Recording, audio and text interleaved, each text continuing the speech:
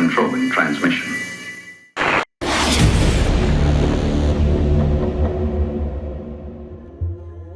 My friends, you like stories, right? So to give you a quick one, this is the 100th monkey theory. What does it actually mean? So, what do they say that it means? Simple. If the right amount of people get conscious, the entire planet will get conscious.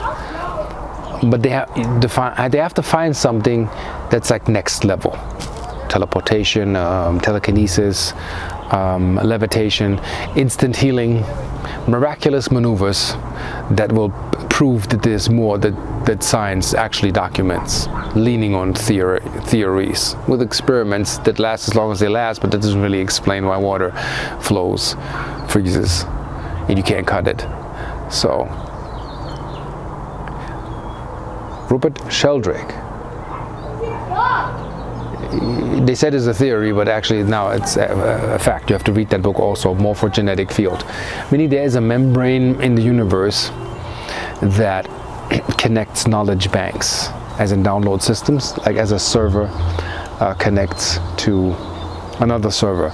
Or I found out, that's my theory, when you open, let's say, Adobe Photoshop, and you don't close the entire program, you keep it in the short-term memory, in the RAM, you leave it open, you just close that window and put it to the side, it's still there.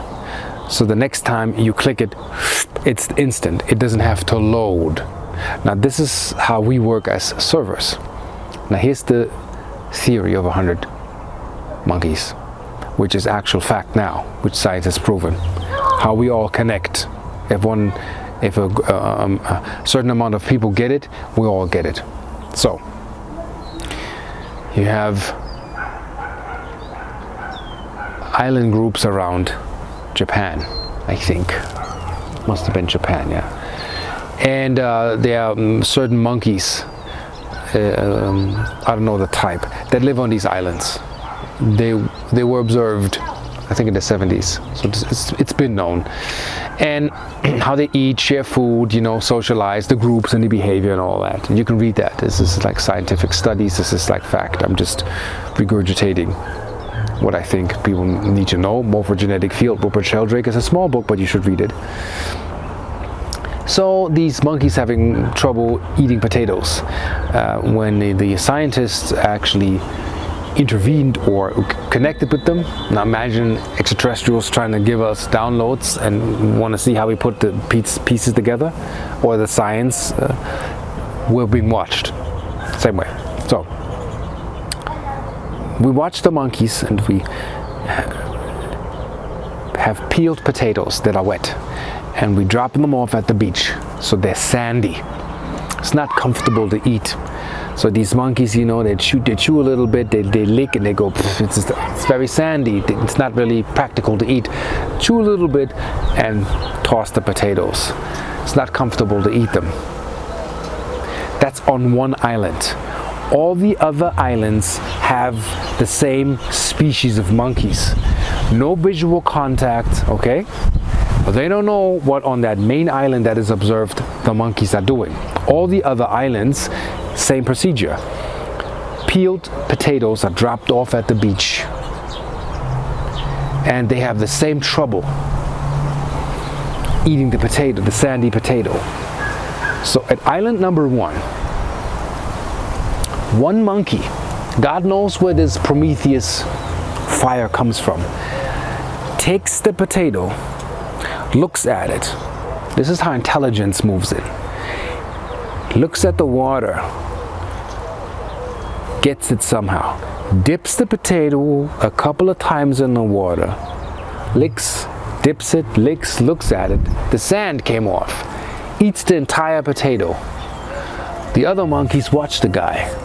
He's suspicious. That's how the human race. What is he doing?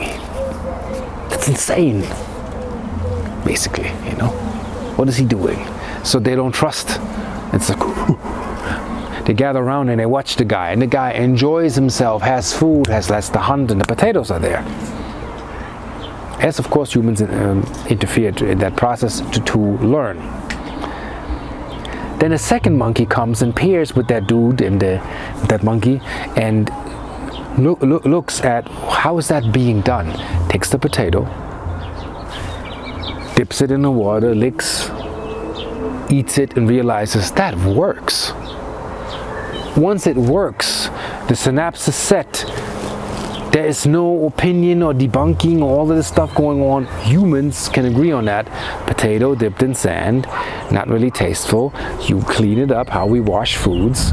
We know this. We have inherited this. You watch your grandma. For us, that's like, okay, that's normal. For these monkeys, it's a leap. Monkey number 3 comes. Same process. And the other monkeys need time to build trust, so it takes weeks for the numbers to grow.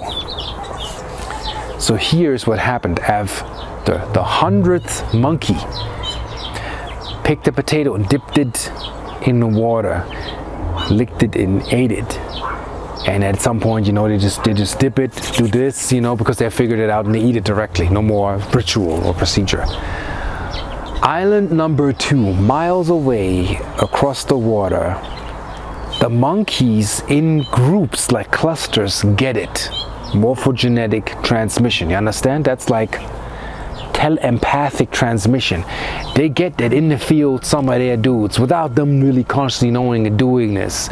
So they pick up potatoes as if led by spirit hand, dip it in the water and eat. And the other monkeys observe, and then it's 200 monkeys. And then island number 3, number 4, number 5, without, mind you, visual contact, pick up the same behavior. Now this is normal. National Geographic or History Channel will show you these. There are documentaries that actually show what's happening. So I'm not giving you this out there magic that is train a dog, you know, have 2 puppies, and the other puppy watches the other puppy and it learns quicker, and the third puppy just does it because it's just there. That's how we learn. So as in metaphysics, if one has contact, and I urge you also watch the Betty Hill interview, the last one before she died, Betty and Barney Hill, contactees. If enough of us know how to establish physical contact, with crafts coming, people, beings appearing, and us being able to hold that consciousness, the rest will do it. And we don't need millions for that. We need less than 1% of the human populace to get that within the consciousness and tilt. It's taking place, and we will all understand it. So that was a short explanation of what the 100th monkey theory actually means. Morphogenetic field by Rupert Sheldrake. Very interesting fellow. It also goes deeper into, you know, when you come home, your dog is already in the door. They check that with pets, that the minute the owner forms the intent in their mind that they're going home, and they really mean it. You have to really mean it. This is where truth comes in magic. The dog responds,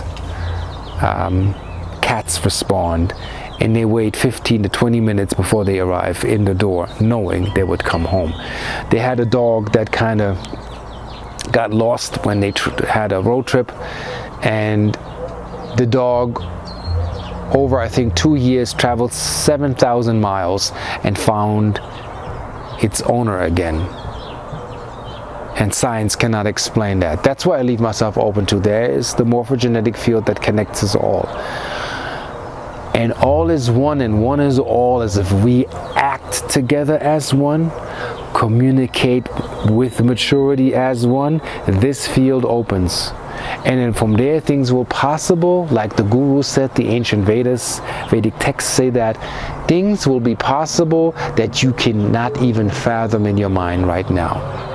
But one thing I can say is, as in you channel out with your telomeres and your antenna system and your perception of the thought realm, anything you can conceive in your mind, you can achieve. And you can make it dimensional over time. And nothing can stop that. Anybody with a great idea, in a matter of time, all of these ideas have manifest. The buildings and cities and connections we live in are the dreams of the architects of hundreds of years before us. We are living in what they dreamed of.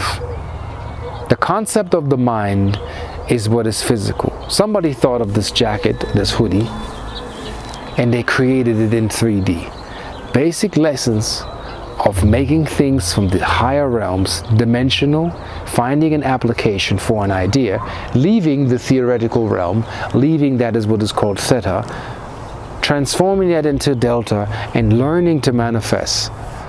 And that is what each and one of us can do.